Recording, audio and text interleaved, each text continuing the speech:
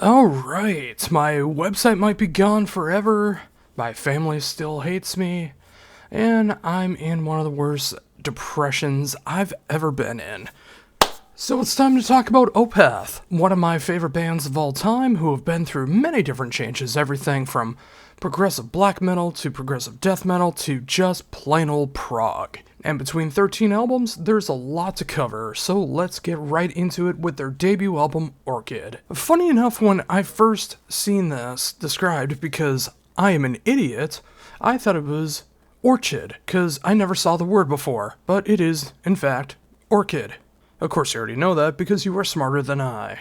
But this is the debut album from Opeth all the way back in 1995. I can't believe the band's almost 30 years old since their first album. And look at the changes they've made. When you look at this album, you hear a little bit of that progressive death metal going on, but it's way more progressive black metal. You can hear it from the raw production, the long songwriting, the occasional prog that happens, a little bit of a Green Day riff, if you can point it out. And what I mean by that is, I think Green Day ripped off a riff from Opeth.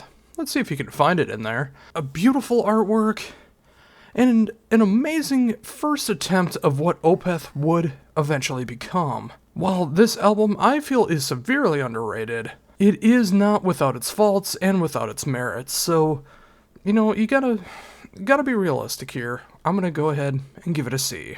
Morning Rise is next, and I feel like this is what Orchid was supposed to be. The songs are better, the production's a little bit better, and of course you gotta thank Dan Swano for that.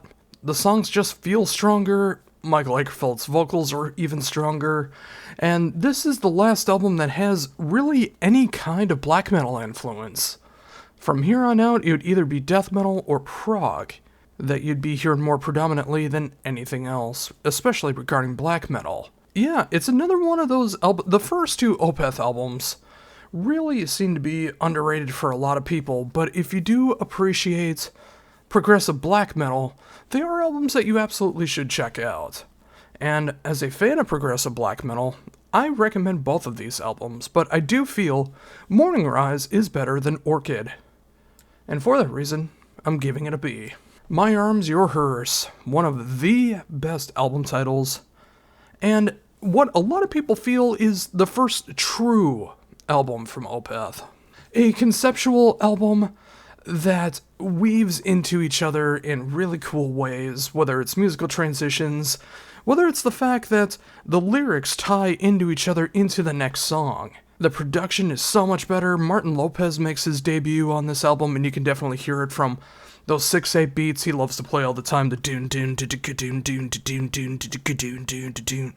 You hear that throughout Opeth all the way through Ghost Reveries, and it's undeniable. But some of the best Opeth songs are on this album. It's really something to behold here, and I really appreciate everything that Opeth was able to accomplish here because, again, the first two albums were more progressive black metal. This is more of the progressive death metal. And it's a little bit of a transition album still, but it is, in a way, the first real Opeth album where they finally figured out the sound that they were looking for. And it's a sound that fans to this day love, including myself. And for all those reasons and more, I'm giving it an A. Still Life, another conceptual album, and what a lot of people consider to be their pièce de la résistance, their magnum opus, magnum opus, their masterwork, their masterpiece. And there's a lot of reasons for that, and I understand why. I love the concept. I love how dark and depressing it is. I love the songs on here. White Cluster is one of my favorite Opeth songs of all time. Face of Melinda is one of the most heartbreaking ballads you could ever hear. There is just so much to love and appreciate about this album, and it's a natural progression from My Arms, Your Hers, where they started exploring more of the proggy territory, while still maintaining that death metal sound going on, and it's just about perfected. And to some people, it is perfected by this point, and I totally understand why you think that. For me, it's really hard to say what I should classify this as, because there's so much to love about this album, there's nothing really to hate about this album. The only knock I can give it is I don't go to this album enough, but that's just me personally. I think in all fairness, while many would consider this to be an S, I think I have to give it an A. Now, my and everyone else's favorite Opeth album, if you're of a certain era, it is, of course, Blackwater Park. The beginning of the Steven Wilson era, which only lasted for a few albums, but hey, it is arguably the best era of the band. And this is where progressive death metal was at its high water mark. It's the perfect culmination of everything I love about the band, from the acoustic guitars, the progressive death metal, a little bit of doom metal going on. Michael Akerfeldt's vocals, Steven Wilson doing backing vocals on my favorite Opeth song, Bleak.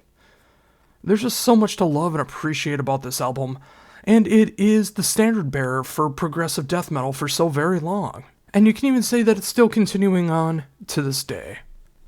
Yeah, anyone who considers this less than an S, and you're an Opeth fan, I really don't know if I can trust you. I mean, I do. Everyone has different opinions, of course. I wouldn't feel right giving this anything less than an S. Deliverance, my first Opeth album, which is kind of a shocking thing for me because before I bought this album, I was 100% against growls and screams in music. I wanted to avoid it like the plague. But then one day, I was getting my oil changed at a major big box store, and I picked up 2 albums that day. Dream Theater's Train of Thought and Opeth's Deliverance. I wanted to give them a chance because I saw so many people online at the time describing Opeth as the greatest band in the world. And this was coming off of me just being so engulfed with Metallica and only listening to Metallica. I wanted to branch out. And Dream Theater hit my progressive metal side because I wanted to hear more technical prowess when it came to my music, and I wanted to finally give screams and growls a shot. And on first listen, I hated this album. There was parts I liked, and the only song I would ever go back to is A Fair Judgment. But then 6 months later, I gave it a shot again, and everything clicked. And the rest, as they say, is history. But for Deliverance, this is easily the heaviest Opeth album. It was written with that in mind. And you can see that this was peak Opeth when it comes to heaviness. Everything after this basically became lighter. Sometimes it got closer to being as heavy, but never this heavy ever again. The screams, the growls, the lyrical content, everything that goes on with this album, some might be more evil, might be more sad, but this is pure, unadulterated heavy. And, of course, the title track is one of the most seminal Opeth albums and progressive death metal songs of all time. And the ending riff, even though it keeps repeating for, what is it, like 2, 3, 4 minutes? I'm blanking right now, but, it is a legendary riff for very good reason. I know people will rank it lower, but I'm still going to give it an A. Damnation. Now, for a long period of time, no one thought Opeth was going to get lighter than this, and boy were they wrong. Yes, this is the very first Opeth album to feature all clean vocals. It never really got too heavy outside of the lyrical content. It was a very mellow album. It's something that you can put on in the background. The mellotron throughout this entire album is a sight and a sound to behold. Of course, between Deliverance and Damnation, the fact that Steven Wilson produced both of these albums and being able to see the dark, heavy evil of Deliverance and the sadness that came with Damnation, it's a perfect 1-2 combination. And, the albums were released separately, even though it was only 6 months apart. They were recorded at the same time. But this album is such a standard bearer for what a lot of people could do in progressive death metal with not necessarily going into the death metal route. This is an album that a lot of people were inspired by Opeth to try to create some heavy progressive metal. And even with its sadness, it has such prowess to it that is undeniable, and I'd be lying to myself if I gave this anything less than an S. Ghost Reveries If you are of a certain era, this is your favorite Opeth album and potentially the first Opeth album you ever heard. This came out at a seminal time for me in 2005. I finally got to see Opeth during this time. I saw them with Devil Driver and Dark Tranquillity. It was one of the very first shows that I was able to go to on my own. I loved every minute of it. And I'm sorry, Ghost Reveries just doesn't hold up for me the way that it does for a lot of people. I've said this many times in the past, and a lot of people give me crap for it, but Ghost Reveries it just doesn't hold up for me. Maybe it's like too many bad things going on in my life at the time. The fact that Martin Lopez left like immediately after this album. There's so many things that could contribute to this, but every time that I listen to it, I think it's a great album. But it's just not one that I ever go back to on my own accord. And you may disagree. A lot of people consider this to be the real best album in Opeth's discography. And I can't give you crap for that. Again, that's your personal opinion. It's just, I wish I enjoyed it more. But if you want a good starter album for what Opeth is all about, Ghost Reveries is that album. And yeah, I can already see people giving me crap for this, but it's gonna happen. I'm giving it a C. Watershed. Probably the most apt Opeth title of all time. This marks the end of the death metal era of Opeth, and for at least their next 4 albums, and I'm sure whatever their latest album will be, they started going into the 60s and 70s prog rock route, and I understand why. They needed to change. They wanted to be something different. They didn't want to tread water. But Watershed is one of those albums that takes everything that they learned from the previous eras of the band and made something absolutely gorgeous. While it's not my favorite album to go back to, anytime that I do listen to it, it just holds up extremely well. It's a very avant-garde album for Opeth, which is a strange thing to say as well. It's one of the only albums to feature blast beats. In fact, I think it's the only Opeth album to feature blast beats with the Lotus Eater. It's the last appearance of growls and screams. It's got female vocals. It is just one of those albums that got a lot of great recognition when it came out. I'm not sure what the consensus is now, but it is an album that is definitely worth checking out if you want that transition album, where the screams and growls are slowly going away, and this is the last appearance of them, and you can see the prog rock territory they're about to enter. And for all those reasons, I'm giving it a B. Heritage, the most controversial Opeth album to date. And it's funny because it is a great prog rock album. It's not a prog metal album. It's not a progressive death metal. It's not a progressive black metal album. It is a loving tribute to the 60s and 70s prog rock eras, while being extremely evil in the lyrics, which you're going to see throughout probably the rest of Opeth's discography. Not that they haven't covered all that ground before, but, just with all the clean vocals now, you really get to hear all of that. There's a lot of weird moments going on through here, and a lot of people hate it in spite, because where's the growls? Where's the screams? And to me, if you know me personally, you know that the prog rock era of Opeth is not my favorite, but it is also something that I can truly appreciate, because you should never be forced to make the music you don't want to make. Make what you want to make. And if the fans stick with you, that's awesome. And if they don't, then they'll be able to find a band that they will appreciate. And Lord knows how many Opeth albums they have been able to inspire. How many bands, how many albums, so many ideas inspired by the early and mid-era of Opeth. So there's plenty of music out there for you if you want that. But if you want some great 60s and 70s inspired prog, Heritage is a great album. And while I think it's a little unfocused, I think it is still great. And I'm going to give it a C.